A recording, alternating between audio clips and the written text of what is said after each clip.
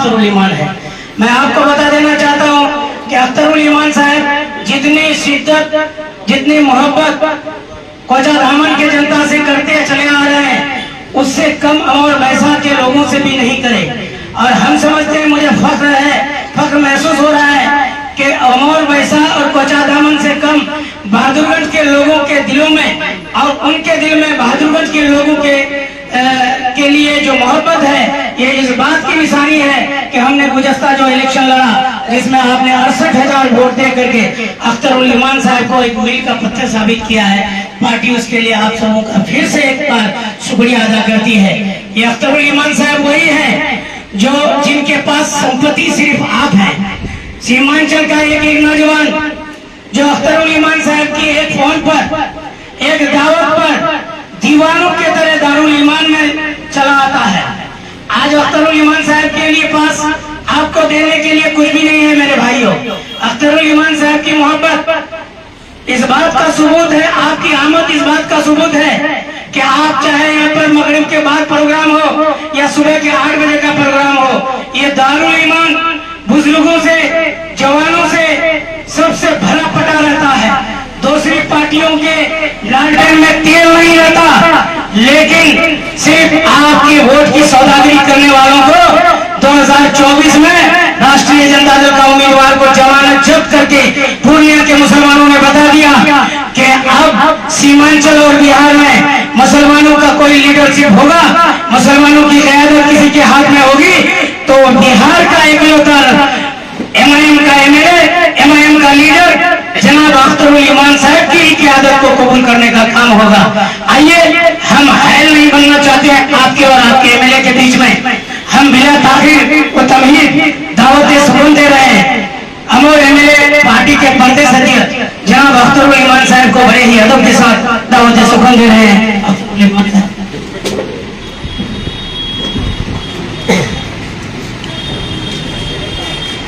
एक बहुत ही मोतबर और एक बहुत ही खुले मिजाज के समाजी खिदमतगार और कम उम्र में अवाम के दरमियान में एक बेहतर एतमाद हासिल करने वाले नौजवान डॉक्टर हसन रजा पलासमनी के इंचार्ज मुखिया की पार्टी की शमूलियत के इस बहुत ही पुररौनक बज़्म में हमारे दरमियान में मौजूद पार्टी के डिस्ट्रिक्ट प्रेसिडेंट जनाब हैबर भाई, आज की महफिल की निज़ामत कर रहे जनाब इश्तियाक भाई, पार्टी के स्टेट ट्रेजरर खाजिन जनाब भाई इसहाक आलम साहब, पार्टी के सूबाई सेक्रेटरी जनाब भाई नसीम साहब, जिला सेक्रेटरी जनाब भाई मुक्तदा साहब, पार्टी के यूथ प्रेसिडेंट अजीजी शम्स आगाज बाबू एडवोकेट, पार्टी के जिम्मेदार साथी और पश्चिमी हल्के के जिम्मेदार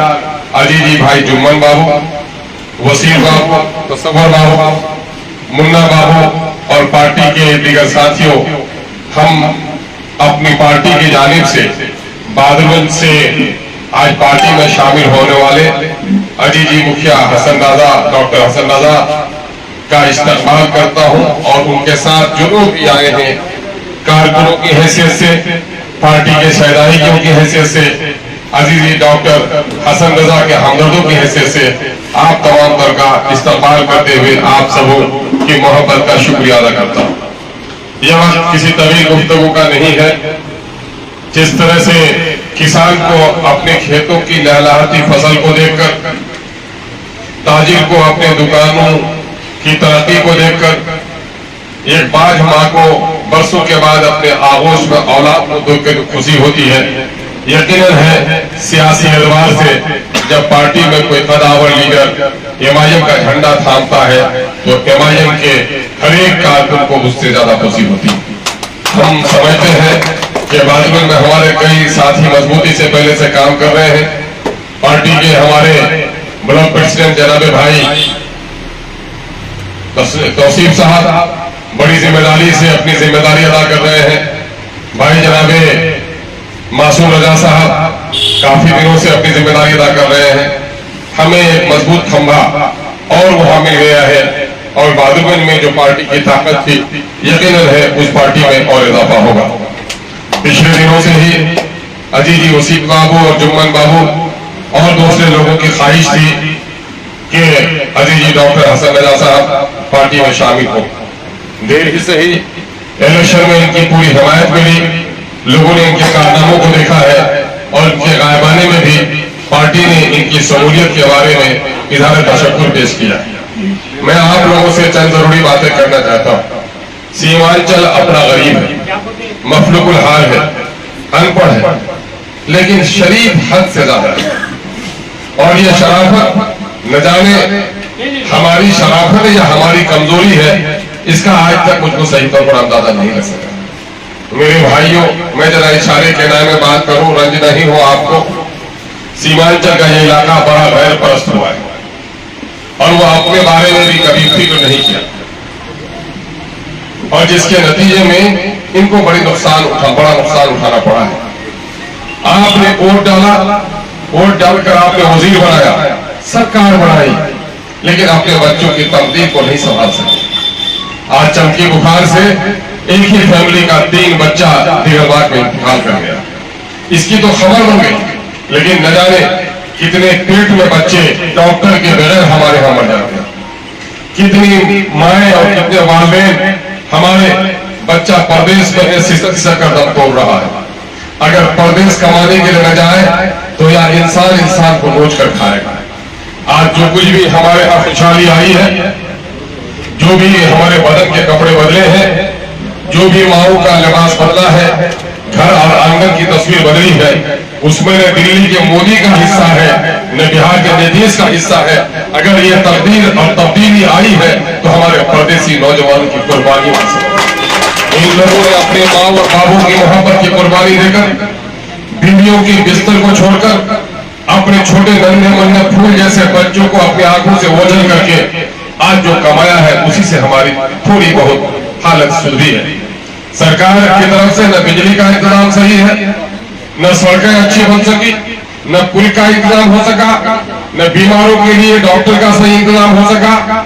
चूंकि बरसों से हम भूखे रहे हैं तो थोड़ी सी लवनी रोटी हमको बहुत लगती है, लेकिन जाकर आप दूसरे इलाके में देखिए, वहां के लोगों में कितनी खुशहाली आई है। आपको पता नहीं है, आजकल सब कुछ डेटाबेस होता है। किस इलाके में कितनी सरकारी नौकरियां हैं, किस इलाके में कितना पैसा बाहर से आता है। जिस तरह से आपका डॉक्टर अल्ट्रासोनोग्राफी करके बता देता है कि आपकी किडनी का पत्थर का साइज क्या है, ठीक आजकल साइंटिफिक तौर पर यह बता दिया जाता है कौन इलाका अमीर है, कौन इलाका गरीब है। आपको सुनकर हैरत होगी कि इस वक्त भी बिहार में सबसे ज्यादा अगर कोई गरीब इलाका है तो आपका सीमांचल। बिहार में साल भर में एक शख्स की आमदनी मुंगेर में 1 लाख से ज्यादा है, पटने में लगभग 1.5 लाख से ज्यादा है, सीवान में तकरीबन 80-90 हजार है, लेकिन सीमांचल के चारों जिलों में आज भी साल भर में आमदनी 17,000 से। क्या 17,000 में 12 महीने में एक आदमी अपना पेट पाल सकता है, अपनी दवा ले सकता है? नहीं ले सकता। यही वजह है मेरे भाइयों कि बगैर दवा के मरने वालों की तादाद सबसे ज्यादा अगर कहीं है तो सीमांचल में। कौन उठाएगा इन बातों को, कौन लड़ेगा इनके लिए? चाहे आपके बादुगंज से एमएलए बने हो, ठाकुरगंज से बने हो, किशनगंज से बने हो, आप इस बात पर खुश हो गए कि हमारा एमएलए मंत्री बन गया, लेकिन जरा सीने पर हाथ रखकर सोचिए कि वो तो मंत्री बन गया, उनका खानदान आगे बढ़ गया, आपके बच्चों के लिए उसने क्या किया? कभी भी आपके बच्चों के लिए अच्छे स्कूल, आपके बस्ती की अच्छी सड़क, आपके नदियों पर पुल के लिए इन लोगों ने आवाज नहीं उठाई।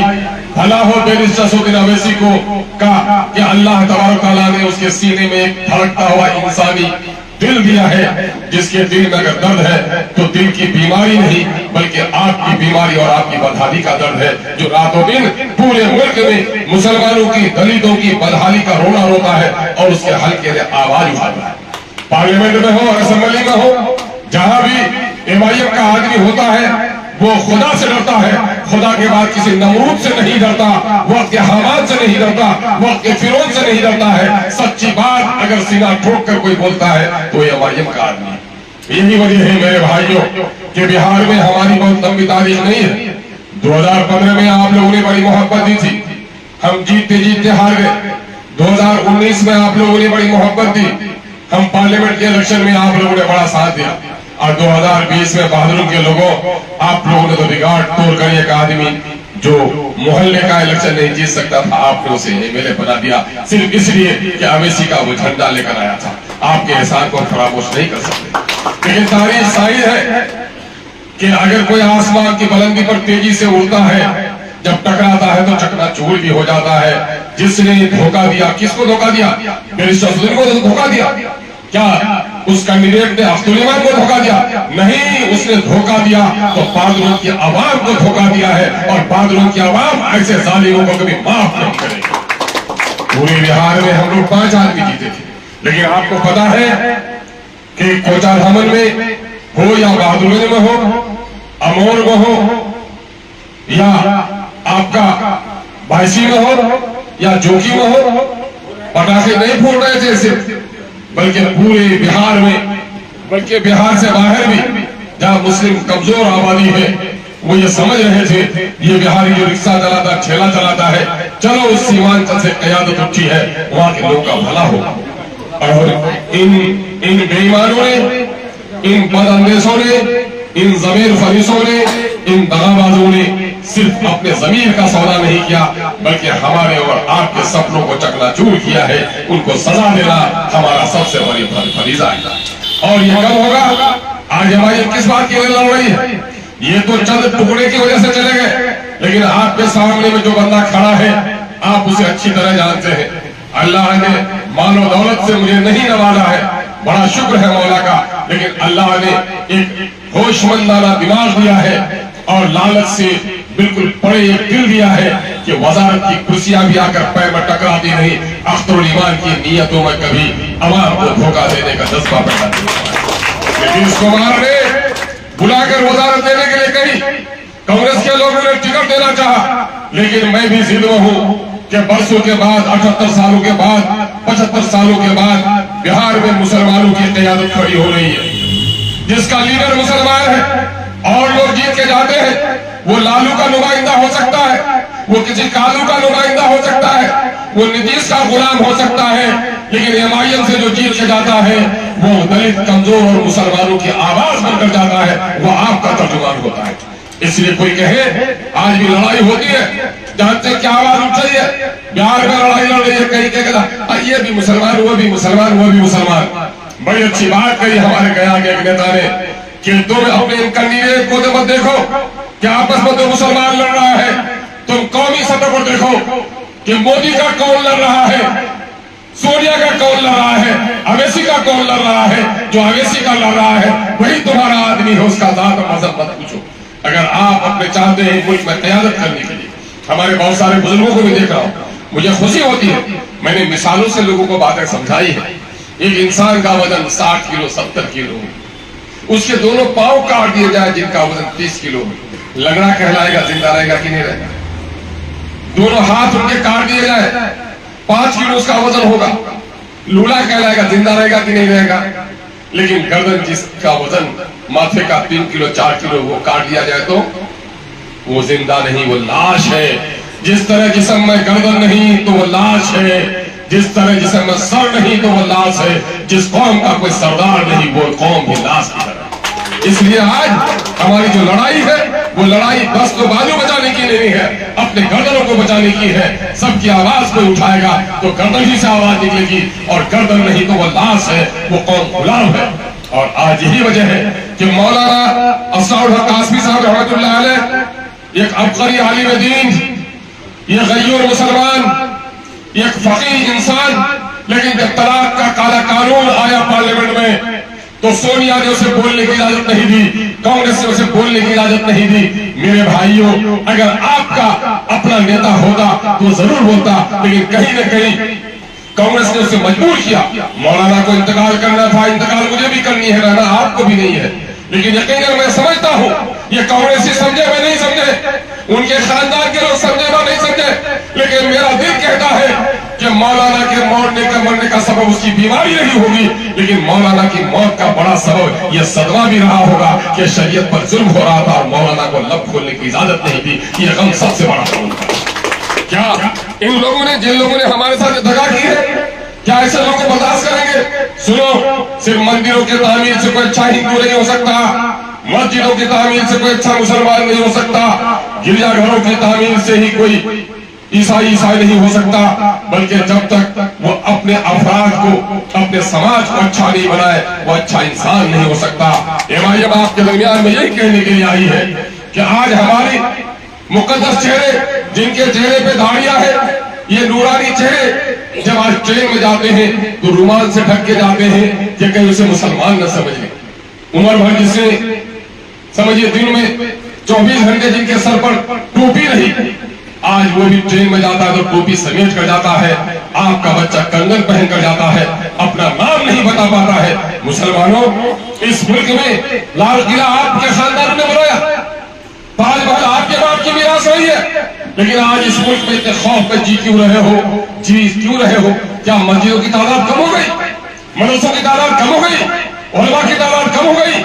नहीं, आजादी के वक्त से ज्यादा हमारी मस्जिदें बढ़ी है और मस्जिदों का मीनार बादल उसे टकराने लगा है।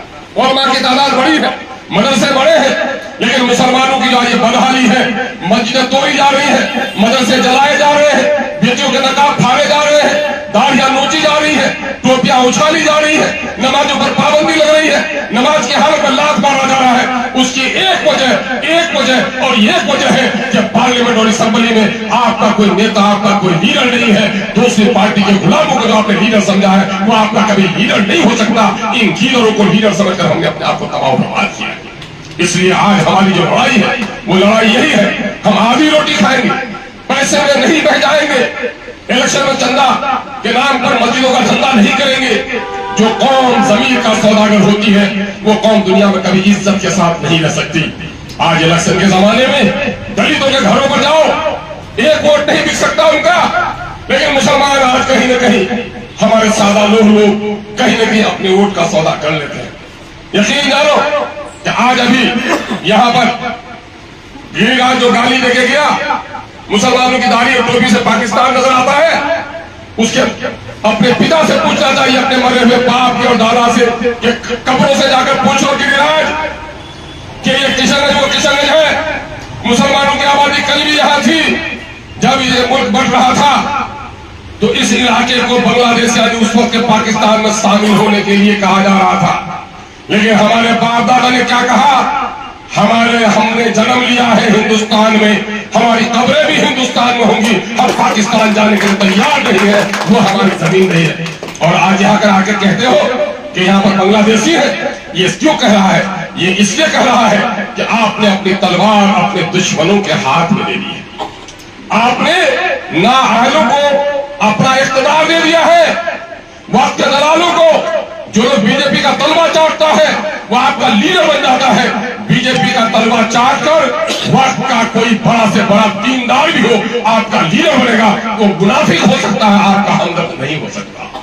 इसलिए हम आपसे कहने के लिए आए हैं कि मैं ये नहीं कहता हूं मुझे जिता दो, अपने मन में डूब के पा जा तो सुरागे जिंदगी, तो मेरा नहीं बनता न बन अपना तो बन।